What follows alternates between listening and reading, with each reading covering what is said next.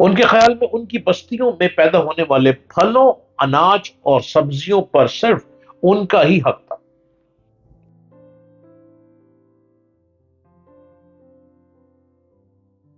Hello, السلام علیکم۔ آپ دیکھ رہے ہیں یوٹیوب چینل ڈاکٹر جلیل اسلم آفیشل، اور آپ ہر روز مجھ کو دیکھتے چلے جائیے۔ نت نئی نئی گفتگو کے ساتھ میں آپ کے لیے ہر روز آتا ہوں۔ قوم لوط، جنہوں نے ایسی برائی کو ایجاد کیا جو ان سے پہلے دنیا میں کسی قوم نے نہ کی تھی، ایسی بدکاری جس کی مثال تاریخ میں کہیں نہیں ملتی، اس قوم نے ایسا کیا۔ کام کیا تھا اور ان کا کیا انجام ہوا؟ حضرت لوط علیہ السلام اللہ کے ایک برگزیدہ نبی تھے۔ آپ کے والد کا نام ہاران تھا، جو تابش کے بیٹے تھے۔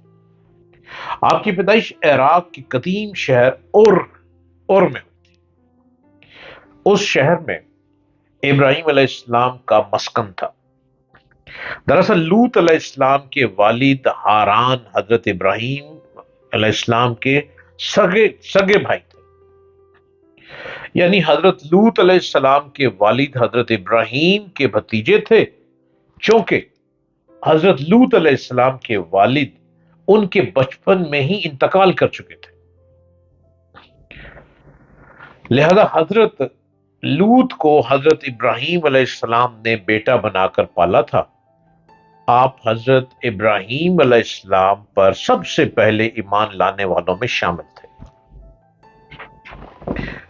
آپ حضرت ابراہیم کے زمانے میں اہل سدوم کی رہنمائی کے لیے نبوت کے منصب پر فائز تھے۔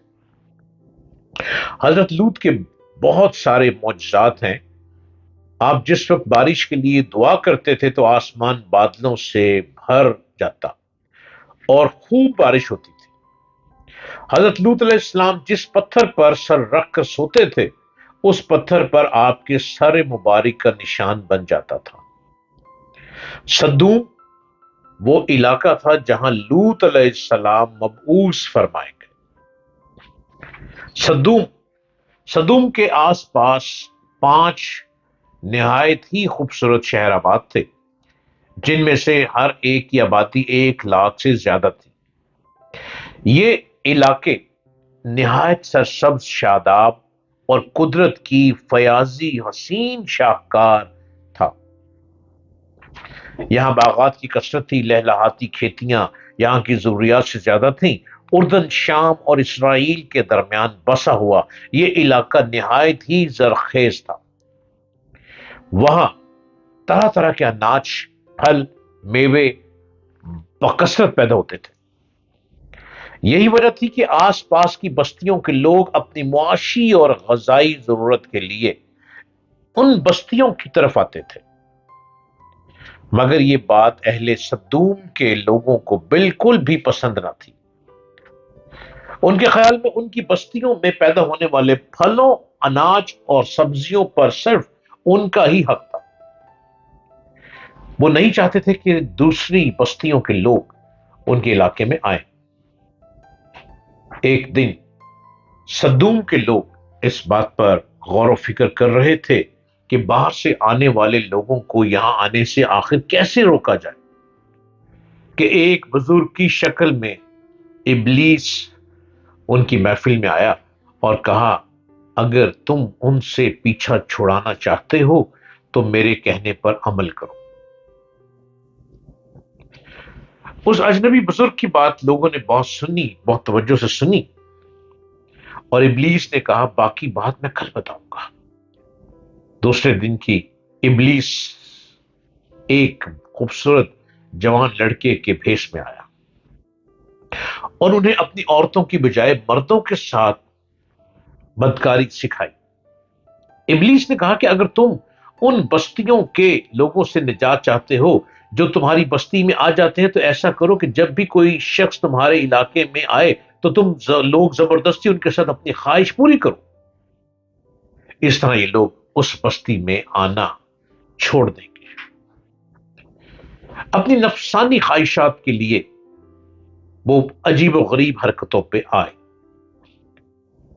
یہاں بے حیائی عام ہو گئی تھی، حکمران، سردار، رؤسا، ہر طبقے میں گھر گھر یہ عمل پھیل گیا تھا۔ بھری محفل میں یہ لوگ اس فحاشی کے اس کام کو کر کے خوش ہوتے تھے، کوئی بھی محفل اس کام کے بغیر ادھوری سمجھی جاتی تھی۔ خاص کر مسافروں میں سے کوئی خوبصورت ہوتا تو وہ بلا وجہ غلطیوں میں، مشکلوں میں پڑ جاتا، لوگ اسے اپنا شکار بنا لیتے۔ تلمود میں لکھا ہے کہ اہل سدوم اپنی روزمرہ کی زندگی میں سخت ظالم، دھوکہ باز اور بد معاملہ تھے۔ کوئی مسافر ان کے علاقے میں باخیریت نہیں گزر سکتا تھا، کوئی غریب ان کی بستیوں سے روٹی کا ایک ٹکڑا نہ پا سکتا تھا، کئی مرتبہ ایسا ہوتا تھا کہ باہر کا آدمی ان کے علاقے میں پہنچ کر فاقوں سے مر جاتا تھا، اور یہ لوگ اس کے کپڑے اتار کر اس کی لاش کو برہنہ دفن کر دیتے تھے۔ اپنی وادی کو انہوں نے ایک باغ بنا رکھا تھا جس کا سلسلہ میلوں تک پھیلا ہوا تھا۔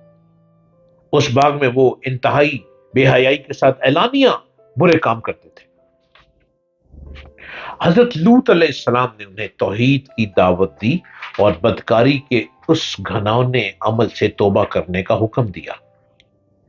حضرت لوط نے کہا، تم یہ کیوں کرتے ہو کہ تم عورتوں کو چھوڑ کر غلط رستوں پر چل نکلتے ہو؟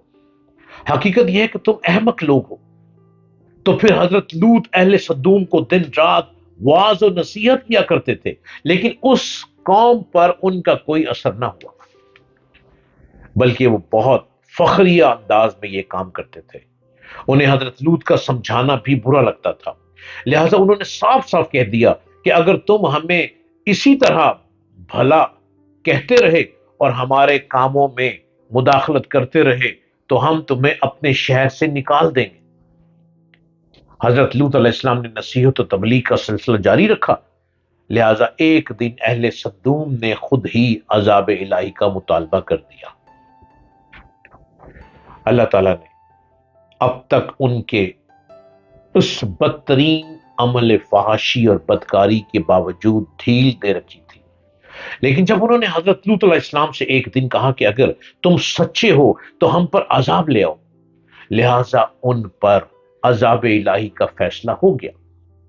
اللہ نے اپنے خاص فرشتوں کو دنیا کی طرف روانہ کر دیا۔ یہ فرشتے دراصل حضرت میکائیل، جبرائیل اور اسرافیل علیہ السلام تھے۔ پھر یہ فرشتے حضرت لوط علیہ السلام کے گھر تشریف لے آئے۔ حضرت لوط نے جب ان خوبصورت نوعمر لڑکوں کو دیکھا تو سخت گھبراہٹ اور پریشانی میں مبتلا ہو گئے۔ انہیں یہ خطرہ محسوس ہونے لگا کہ اگر ان کی قوم کے لوگوں نے انہیں دیکھ لیا تو نہ جانے وہ ان کے ساتھ کیا سلوک کریں گے۔ حضرت لوط علیہ السلام کی بیوی کا نام وائلہ تھا، اس نے آپ پر ایمان نہیں لائی تھی اور وہ دراصل منافقہ تھی، وہ کافروں کے ساتھ تھی، لہذا اس نے جا کر اہل صدوم کو یہ خبر دے دی۔